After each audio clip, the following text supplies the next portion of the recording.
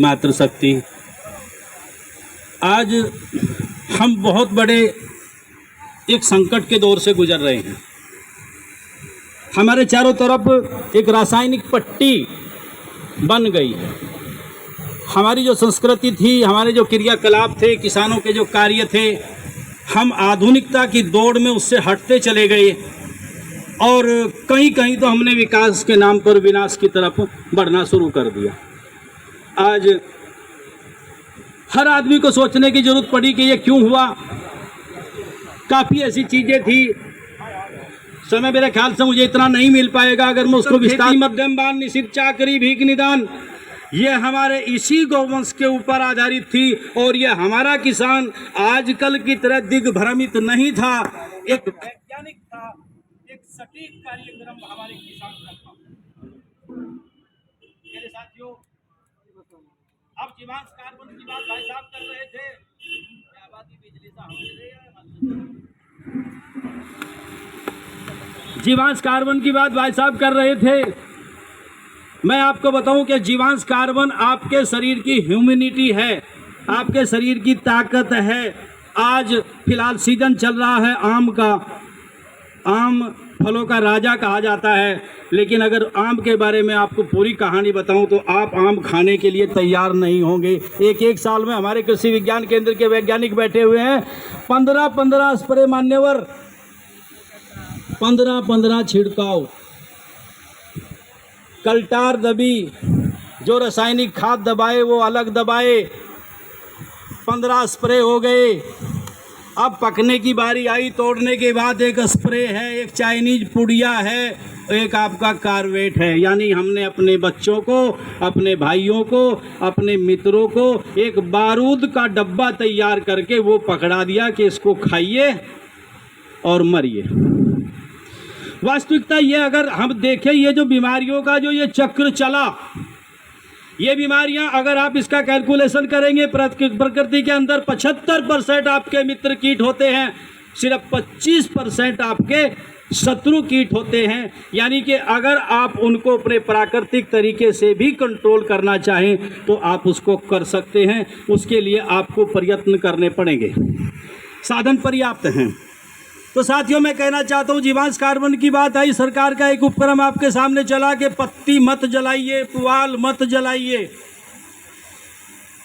ये पत्ती और ये पुआल, ये जो शुष्क काष्ठ है, इससे अस्थायी कार्बन आपको प्राप्त होता है। मैं आपको बताना चाहता हूँ, इसको जलाने की जरूरत नहीं है।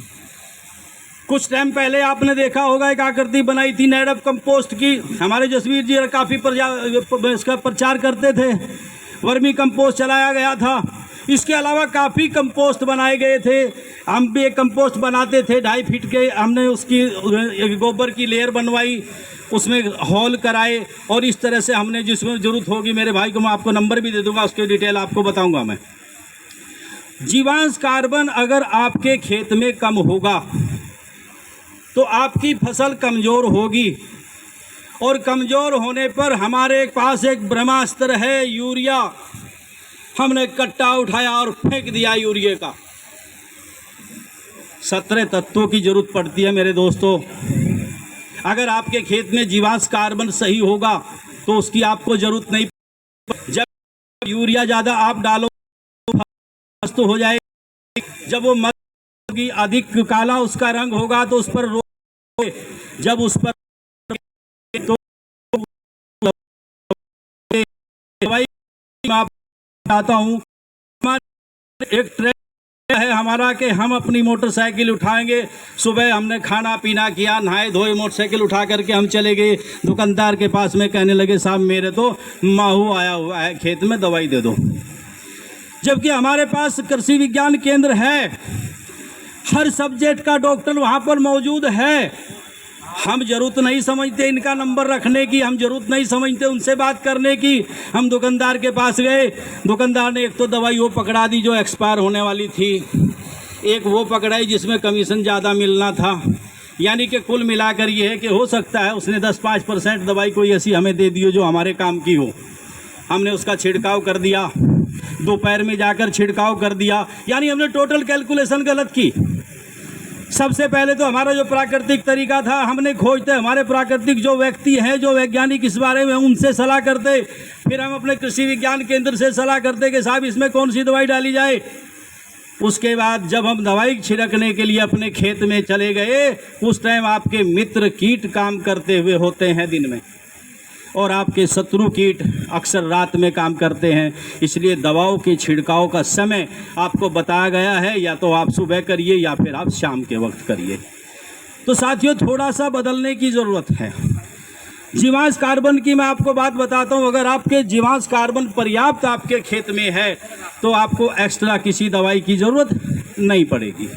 आप अभी एक मेरा यूट्यूब चैनल है, मैं फिर अगर भाई याद ना रहे तो उस पर अक्सर मैं ऐसे वीडियो डालता रहता हूँ, शरीर की कोई बीमारियों के, कुछ आपकी खेत के बीमारियों के, कुछ ऐसी मैं दवाइयाँ बनाता हूँ। चूँकि मैं आपको बताना चाहता हूँ कि मैं करीब करीब 90% पागल हूँ। पता नहीं आप मुझे क्या समझेंगे। मेरे दिमाग में आई, मेरे घर वालों ने कहा कि इन गाय को बेच दो।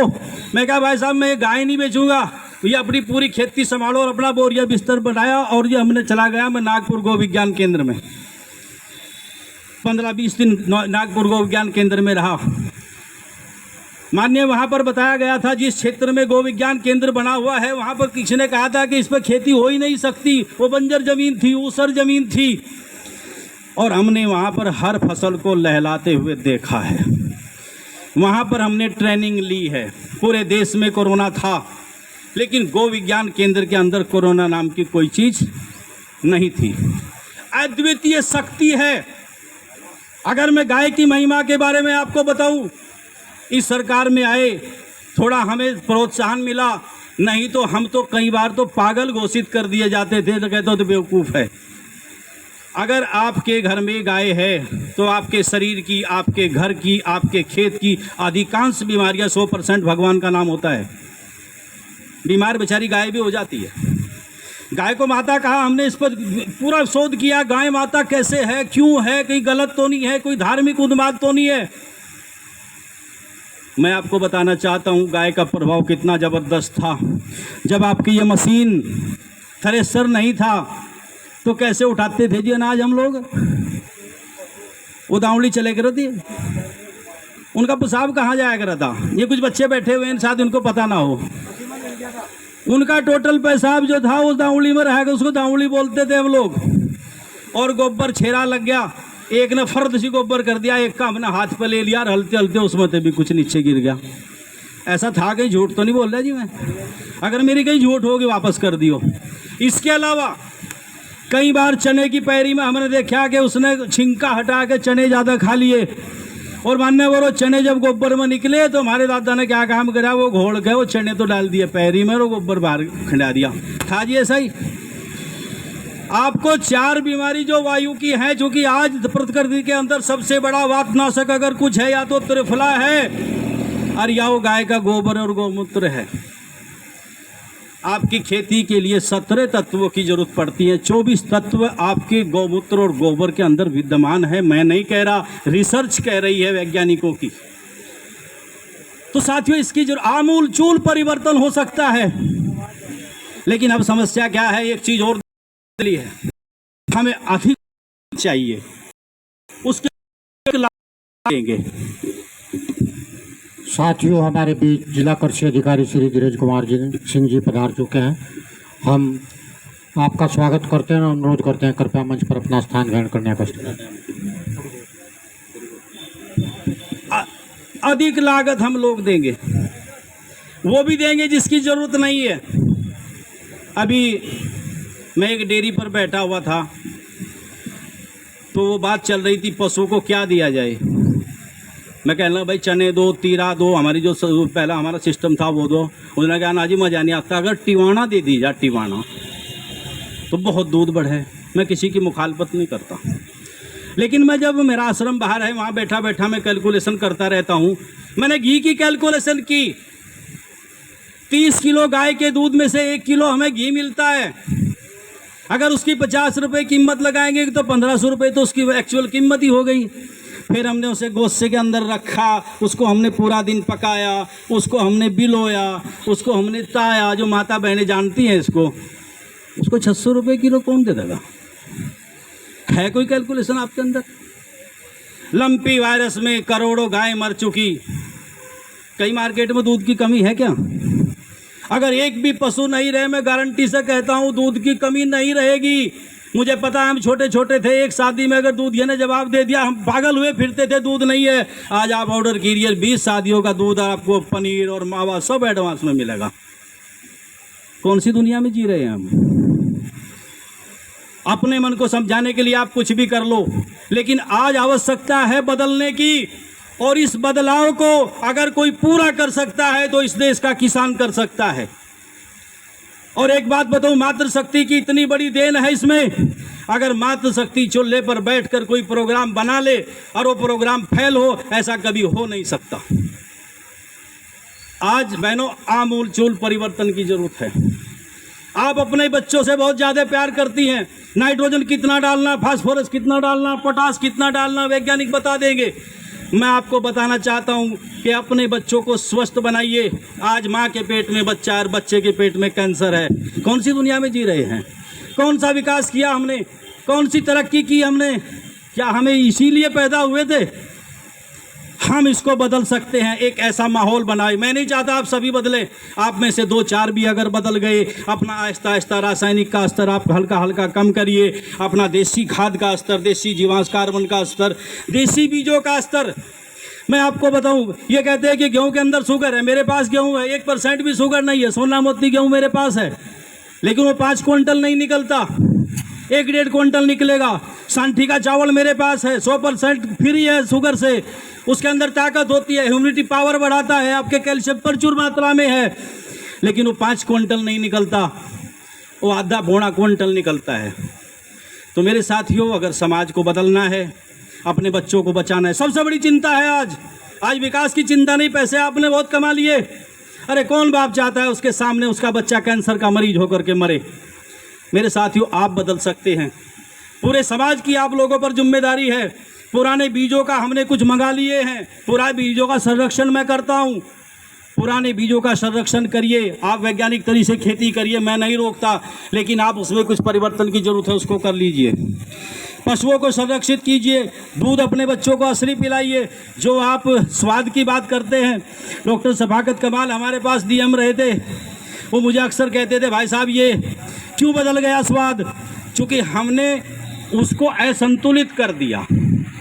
नाइट्रोजन जरूर 5 किलो की है, 25 किलो डाल रहे हैं, हम पागल हो गए हैं। डीएपी नहीं मिली तो किसान बर्बाद हो गया, एनपीके है तो क्या करेंगे इसका जी, तो बेकार है। अरे उसमें 3 तत्व हैं, डीएपी में 2 तत्व हैं। आज सबसे ज़रूरत इस बात की है कि हम वैज्ञानिकों के साथ में रहें, इनके टच में रहें, इनसे सलाह मशवरा करके अपने खेत में दवाई डालें। बीजों की जहाँ तक बात करता हूँ, उत्पादन हमने बहुत कर लिया। अगर आपको स्वाद चाहिए तो हाइब्रिड से आपको हटना पड़ेगा, देसी की तरफ आना पड़ेगा। आपको रास्ता नहीं मिल रहा है, रास्ता आपको हम दिखाएंगे। पूरे देश में हमारे आज भी धान के बीज, सब्जी के बीज, गेहूं के बीज, देसी बीज आज भी जिंदा हैं। अगर आप सांठी की खीर खाएंगे सबको भूल जाएंगे। अगर आप सोना मोती खाएंगे उसका स्वाद देखिए, खपली गेहूं का स्वाद देखिए, गौरा ग्वाला गेहूं का स्वाद देखिए। लेकिन मेरे साथियों, अगर आपको कुछ पाना चाहते हैं तो आपको कुछ खोना पड़ेगा। मेरे ख्याल से समय इतना नहीं है, हमारे वैज्ञानिक डिबेट में हैं, लेकिन एक सौगंध आप जरूर खाइए कि परिवर्तन करना है। इसके साथ आप उठिए। आपके पास ज़मीन है, आपके पास जंगल है, आपके पास पर्याप्त साधन है। शहर का आदमी ये नहीं कर सकता है। मेरे चैनल का आप नाम नोट कर लीजिए, Green, GREEN, Green, ORGO, ORGO,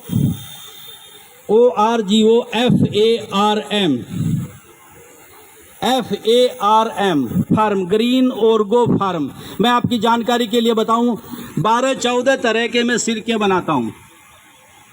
मैं सिरका तेल, हेयर ऑयल जिसको कहते हैं वो बनाता हूं, शैम्पू बनाता हूं, दंत मंजन बनाता हूं।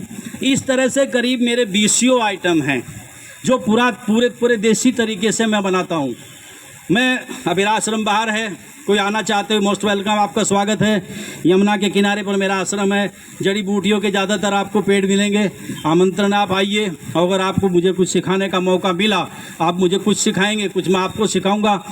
तो इसी तरह कार्य आगे बढ़ेगा। इन्हीं शब्दों के साथ आप लोगों का बहुत बहुत धन्यवाद। जय हिंद, जय किसान, जय गौ माता।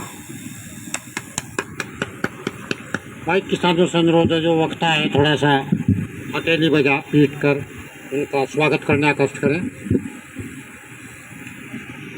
धन्यवाद भाई सुरेंद्र कुमार जी, आपने बड़े सूक्ष्म शब्दों में और बहुत अच्छी जानकारी हमारे किसान भाइयों को उपलब्ध करवाई। निश्चित ही किसान भाई इससे लाभान्वित होंगे। अब हमारे बीच और प्रगतिशील किसान, बहुत अच्छे किसान श्री सुरेंद्र कुमार जी, नहीं सॉरी, श्री संजय कुमार जी, श्री संजय